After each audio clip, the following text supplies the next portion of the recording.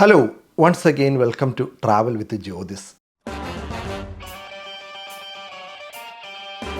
കാനഡയിലെ ഇമിഗ്രേഷനുമായിട്ട് ബന്ധപ്പെട്ട ഏറ്റവും ലേറ്റസ്റ്റ് ആയിട്ടുള്ള അപ്ഡേറ്റുമായിട്ടാണ് ഞാൻ വന്നിരിക്കുന്നത്. ഈ അപ്ഡേറ്റ് പബ്ലിഷ് ചെയ്തിട്ട് 3-4 ദിവസം ആയെങ്കിലും അതിൻ്റെ കൂടുതൽ വിവരങ്ങൾ വരാൻ വേണ്ടി മാത്രമാണ് ഞാൻ വെയിറ്റ് ചെയ്തുകൊണ്ടിരുന്നത്.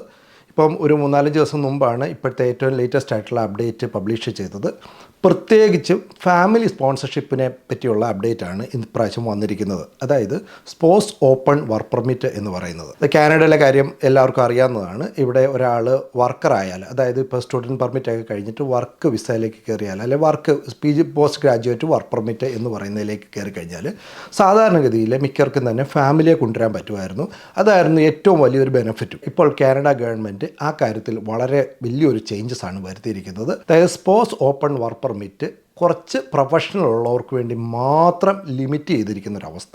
അതായത് 2025 ജനുവരി 21 ശേഷം അപ്ലൈ ചെയ്യുന്നവർ ചില സെറ്റ് ഓഫ് ക്രൈറ്റീരിയ ഓക്കെ ആയാൽ മാത്രമേ അവർക്ക് സ്പോർട്സ് വിസ ലഭിക്കുകയുള്ളൂ. അതിനകത്ത് പ്രധാനപ്പെട്ടതായിട്ട് പറഞ്ഞിരിക്കുന്നത് അവരുടെ വർക്ക് പെർമിറ്റിന് 16 മാസമെങ്കിലും ഏറ്റവും കുറഞ്ഞ വർഷം വാലിഡിറ്റി ഉണ്ടായിരിക്കണം. അതുകൂടാതെ അവർക്ക് ചില സ്പെസിഫിക് കാറ്റഗറിയിലുള്ള ജോബ് ഉണ്ടെങ്കിൽ മാത്രമേ ഉള്ളൂ അവർക്ക് സ്പോർട്സ് വിസ അലൗഡ് ചെയ്യുള്ളൂ. കാനഡയിലെ ജോലികൾ തരംതിരിച്ചിട്ടുണ്ട്. അതായത് ടിയർ സിസ്റ്റം എന്ന് പറയുന്ന രീതിയിൽ ഓരോ കാറ്റഗറികളായിട്ട് തരംതിരിച്ച് ഓരോ ജോബിനും ഒരു NOC കോഡ് സഹിതം കൊടുത്തിട്ടുണ്ട്. അപ്പോൾ ഈ ടിയർ സിസ്റ്റം പലതുണ്ട്. ടിയർ 0, 1, 2, 3, 4, 5 എന്നിങ്ങനെ പറയുന്ന ടിയർ സിസ്റ്റം കാനഡയിലുണ്ട്. അതിനകത്ത് ടിയർ 0 എന്ന് പറയുന്നത് ഏറ്റവും ഹൈ കാറ്റഗറി ഉള്ള ജോബ്, അതായത് നമ്മുടെ ഒരു സീനിയർ മാനേജർ ലെവലിലുള്ള ജോബുകൾക്ക് മുകളിലേക്കുള്ളത്. അതായത് നല്ല സ്കില്ലും നല്ല എക്സ്പീരിയൻസും ഉള്ള ആളുകൾ ഒരു നല്ല ഹൈ ഇൻകം വാങ്ങിക്കുന്ന ഒരു കാറ്റഗറിയാണ് ഈ ടിയർ 0 എന്ന് പറയുന്നത്. അപ്പോൾ ടിയർ 0ക്ക് ഉള്ളവർക്ക് അവർക്ക് സ്പോർട്സ് വിസയ്ക്ക് എലിജിബിളാണ്. അതുപോലെ തന്നെ ടിയർ 1 കാറ്റഗറി എന്ന് പറയുന്നതും ഏറ്റവും നല്ല ഹൈ സ്കിൽഡും ഹൈലി പെയ്ഡുമായിട്ടുള്ള ജോബുകൾ.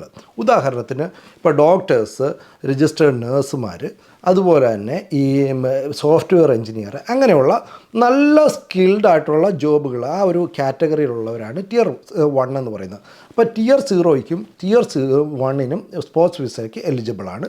പിന്നെ ടിയർ 2 and 3 കാനഡയിലുള്ളതിൽ മെജോറിറ്റി ആയിട്ടുള്ള ആളുകളും വർക്ക് ചെയ്യുന്നത് ടിയർ 2 or 3 കാറ്റഗറിയിലാണ്. ഇങ്ങനെയുള്ളവർക്ക് നേരത്തെ സ്പോർട്സ് വിസയ്ക്ക് എലിജിബിൾ ആയിരുന്നു. പക്ഷേ ഇനി മുതൽ സർട്ടൻ പ്രൊഫഷണൽ മാത്രമുള്ളവർക്ക്, അതായത് 2 and 3ക്കും ഒരു വലിയൊരു ലിസ്റ്റ് പബ്ലിഷ് ചെയ്തിട്ടുണ്ട്. ആ ലിസ്റ്റിലുള്ളവർക്ക് മാത്രമേ ഈ സ്പോർട്സ് വിസയ്ക്ക് എലിജിബിലിറ്റി ഉള്ളൂ. ഞാൻ ആ ലിസ്റ്റ് നോക്കിയപ്പോഴേ കാര്യമായ നമ്മുടെ ആൾക്കാരൊന്നും വർക്ക് ചെയ്യുന്ന പ്രൊഫഷനുള്ള അതിനകത്തില്ല. അപൂർവമായിട്ട് ഹെൽത്ത് കെയറുമായിട്ട് ബന്ധപ്പെട്ട 437 പ്രൊഫഷൻ അതിനകത്തുണ്ട്. അതൊഴിച്ചാൽ ബാക്കി ഒരാളും തന്നെ അതിനകത്ത് നമ്മുടെ ആളുകൾ എലിജിബിൾ ആയിട്ടുള്ള ഒരു പ്രൊഫഷൻ ഞാൻ അതിനകത്ത് കണ്ടില്ല. ഈ ഒരു ലിസ്റ്റ് വരാൻ വേണ്ടിയാണ് ഞാനിങ്ങനെ ഒരു വീഡിയോ ചെയ്യാൻ ലേറ്റ് ആയത്. അപ്പോൾ ഈ ലിസ്റ്റ് വളരെ ക്ലിയറാണ്. ഇന്ന പ്രൊഫഷണൽ, ഇന്ന NOC കോഡ്, ആ കോഡിലുള്ളവർക്ക് മാത്രമേ ഇതിനകത്ത് എലിജിബിലിറ്റി ഉള്ളൂ എന്നുള്ളത്. പക്ഷേ ഇപ്പോൾ ഉള്ളവർക്ക് കുഴപ്പമില്ല. ഇപ്പോൾ നിലവിൽ സ്പോർട്സ് വിസയിലൊക്കെ ഇവിടെ നിൽക്കുന്നവർക്കൊന്നും കുഴപ്പമില്ല, അവർക്ക് കണ്ടിന്യൂ ചെയ്ത് പോകാം. പക്ഷേ ഇനി അപ്ലൈ ചെയ്യുന്ന ആളുകളെ സംബന്ധിച്ച് അത് വളരെ ബുദ്ധിമുട്ടാണ്. ഈ ഒരു ഇത് നമ്മൾ ഫുൾഫിൽ ചെയ്തെങ്കിൽ മാത്രം, അതായത് ഹൈ ഇൻകം ഗ്രൂപ്പിനെ മാത്രം, അവരുടെ സ്പോർട്സിനെ മാത്രം ഇങ്ങോട്ട് കൊണ്ടുവന്നാൽ മതി എന്നുള്ളൊരു രീതിയിലാണ് ഇപ്പോൾ കാനഡ പറഞ്ഞു വെക്കുന്നത്. ഈ ഒരു കാര്യം ഇവിടെ ഇൻ്റർനാഷണൽ സ്റ്റുഡൻസിനെ സംബന്ധിച്ചും ഇവിടെ ഇപ്പം ജോലി ചെയ്യുന്നവരെ സംബന്ധിച്ചും കല്യാണം കഴിക്കാനും അതുപോലെ ഫാമിലിയെ കൊണ്ടുവരാനൊക്കെ ചിന്തിച്ചിരിക്കുന്ന ആളുകളെ സംബന്ധിച്ച് വളരെ ഒരു നെഗറ്റീവായിട്ടുള്ളൊരു ന്യൂസാണ്. ഇത് ഉദ്ദേശം എന്താണെന്ന് വെച്ച് കഴിഞ്ഞാൽ കാനഡയിലെ വിദേശികളുടെ എണ്ണം വളരെയധികം കുറയ്ക്കുക എന്നുള്ളതാണ് ഗവൺമെൻറ്റിൻ്റെ ഉദ്ദേശം. ഈ ഒരു ഉദ്ദേശത്തിൻ്റെ ഭാഗമായിട്ട് ഇവിടെ സ്പോർട്സസും അതുപോലെ ഫാമിലി മെമ്പേഴ്സായിട്ട് വരുന്നവരുടെ എണ്ണം വളരെ പരിമിതപ്പെടുത്തുക എന്നുള്ള ഉദ്ദേശത്തിലാണ് ഇപ്പോൾ ഇങ്ങനെ ഒരു ചേഞ്ചസ് കൊണ്ടുവന്നിരിക്കുന്നത്. എൻ്റെ ഒരു അഭിപ്രായത്തിൽ ഇതൊരു വലിയ ചേഞ്ചാണ്. ഇത് വലിയൊരു ഇമ്പാക്റ്റ് കാനഡയിൽ ഉണ്ടാക്കും എന്നുള്ള കാര്യത്തിൽ ഒരു സംശയമില്ല.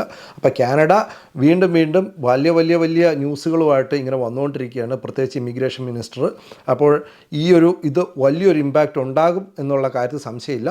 പിന്നെ ഇതുമായിട്ട് ബന്ധപ്പെട്ടുള്ള ഇമ്പാക്റ്റുകൾ എന്തൊക്കെയാണ് എന്നുള്ളത് സംബന്ധിച്ച് ഞാനൊരു പുതിയ വീഡിയോ ചെയ്യുന്നുണ്ട്. അത് ഇച്ചിരി കാര്യമായിട്ട് ലെങ്തി ആയിട്ട് സംസാരിക്കേണ്ട ഒരു കാര്യമാണ്. അപ്പോൾ ഇതാണ് ഞാനിപ്പോൾ പറഞ്ഞു വന്ന ഒരു അപ്ഡേറ്റ്. ഇതിനുള്ള പൂർണ്ണ വിവരങ്ങൾ അടങ്ങുന്ന എന്ന ലിങ്ക് ഞാൻ എൻ്റെ വീഡിയോയുടെ ഡിസ്ക്രിപ്ഷനിൽ കൊടുത്തേക്കാം. അപ്പോൾ നിങ്ങൾ ഒരുപക്ഷേ ഈ ന്യൂസ് കേട്ടിട്ട് കാണും. അപ്പോൾ ഇതിനെപ്പറ്റി കൂടുതൽ അറിയണമെന്നുണ്ടെങ്കിൽ ഈ ലിങ്കിൽ ക്ലിക്ക് ചെയ്ത് കഴിഞ്ഞാൽ കൃത്യമായിട്ട് അതിൻ്റെയുള്ള ഫുൾ ഡീറ്റെയിലും ഏതൊക്കെ ജോബാണ് എലിജിബിൾ എന്നുള്ളതും നമുക്ക് മനസ്സിലാവും. അപ്പോൾ സ്പോർട്സ് വിസയ്ക്കൊക്കെ അപ്ലൈ ചെയ്യുന്ന ആളുകൾ ഇതൊന്ന് നോക്കിയിട്ട് മാത്രം അപ്ലൈ ചെയ്യുക. അതുപോലെ ഇനി കാനഡയിലേക്ക് വരാനിരിക്കുന്ന ആളുകളും ഈ ഒരു കാര്യത്തിൽ ഒന്ന് ശ്രദ്ധിച്ചാൽ ഏറ്റവും നന്നായിരിക്കും. അപ്പോൾ ഇതുപോലുള്ള പുതിയ വീഡിയോകളുമായി വീണ്ടും വരാം. അതുവരെ ബൈ ബൈ.